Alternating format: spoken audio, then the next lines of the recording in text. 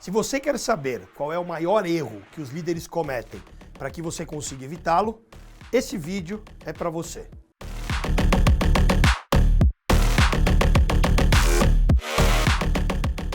Fala pessoal, tudo bem? Seja muito bem-vindo ao meu canal e hoje eu quero conversar com você sobre o principal erro que os líderes podem cometer.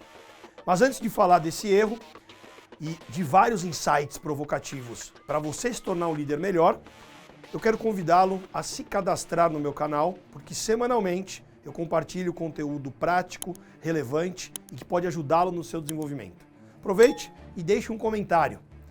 Dê um like, que vai ser muito bacana contar com a sua contribuição. Se você conhece alguém que precisa se tornar um líder melhor, compartilhe esse vídeo com esse colega, com esse amigo, com esse líder. Mas vamos lá.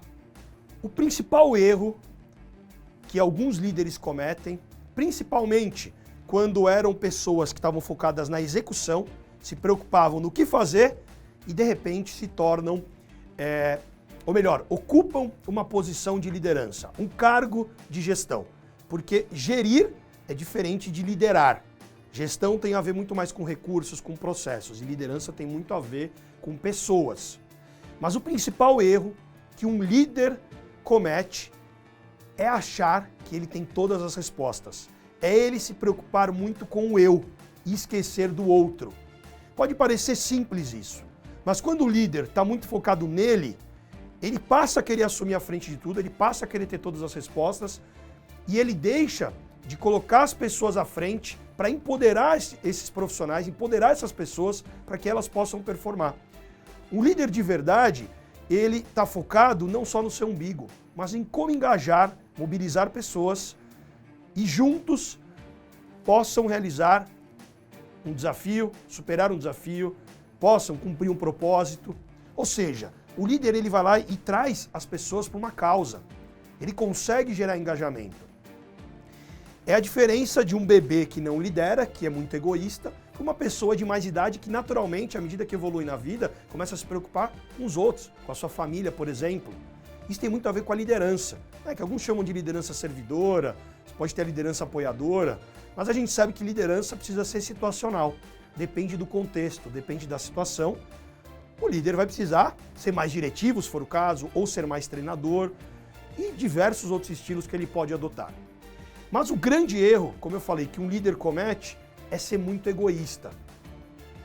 Liderar é ter a clareza de que pode ser que tenham pessoas que façam diferente de você, pessoas que façam melhor, pessoas que façam pior, mas que a diversidade desses indivíduos alinhados por um propósito pode ajudar com que um grupo se torne uma equipe de alta performance. E uma das coisas que faz uma equipe ter alta performance é a valência que há entre os membros desse time.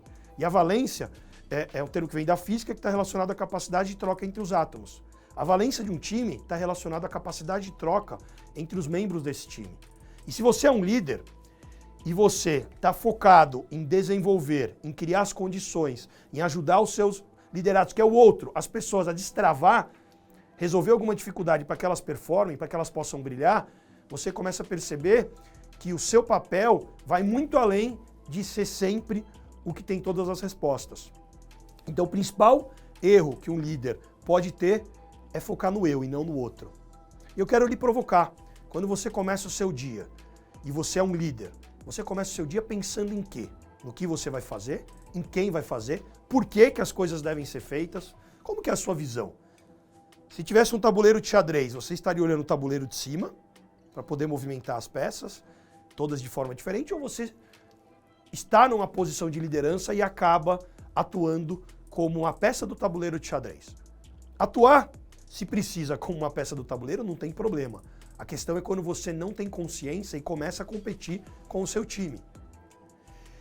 E a gente percebe muito isso acontecendo. E eu converso com líderes muito experientes e líderes que acabaram de assumir a sua primeira gestão. E eles falam, puxa, eu tenho dificuldade, porque eu fazia de um jeito, e é muito comum, às vezes, você ter um profissional que era altamente maduro, que performava muito, de repente ele assume uma posição de liderança e a motivação está lá em cima e daqui a pouco ela cai. Porque ele começa a ter dificuldade, ele começa a ver que as pessoas não fazem como ele, que ele tem que deixar de se preocupar no que fazer e começar a criar as condições, começar a trabalhar processo, começar a trabalhar mais o desenvolvimento, engajamento das pessoas, conseguir atrair pessoas, reter essas pessoas num time, num determinado projeto. E para isso, ele precisa deixar de olhar para si e olhar para o outro. Isso envolve mentalidade, envolve o seu jeito de olhar. Eu me lembro o dia que minha filha nasceu, primeira, né, Maria Clara. No dia que ela nasceu, ninguém precisou falar para mim que eu precisava liderar. No dia que ela começou, né, com aquele choro, e eu fui lá, ela foi lá e segurou no meu dedo e parou de chorar, eu automaticamente coloquei a minha atuação de cuidador, de pai ali, de protetor, né, liderando ali a minha família, porque minha preocupação deixou de ser comigo e passou a ser com ela. Eu naturalmente me tornei um líder. Mas independentemente de você ser pai, de você ter um animal de estimação, ou de você, né, tá solteiro, não ter filhos, você pode liderar, porque liderança não tem a ver só com cargo, com posição. Pô, eu sou pai, naturalmente eu tenho uma posição de liderança dentro da minha família, do meu contexto. Mas a liderança está relacionado aos papéis que você exerce, na sua vida, nos grupos que você atua. E às vezes tem uma pessoa que não tem o cargo de liderança, mas ela consegue aglutinar pessoas, formar um squad ou um grupo de projeto e fazer aquele grupo superar um desafio. E daqui a pouco ele lidera pela influência e não pelo poder. Imagino que você deve ter tido alguns insights nesse vídeo e eu quero convidar você a se perguntar: o que eu posso fazer para me tornar um líder melhor? Como que eu posso criar as condições para que as pessoas se desenvolvam, para que as pessoas brilhem, para que as pessoas performem? E se isso acontecer, você vai aplaudir, você vai reconhecer.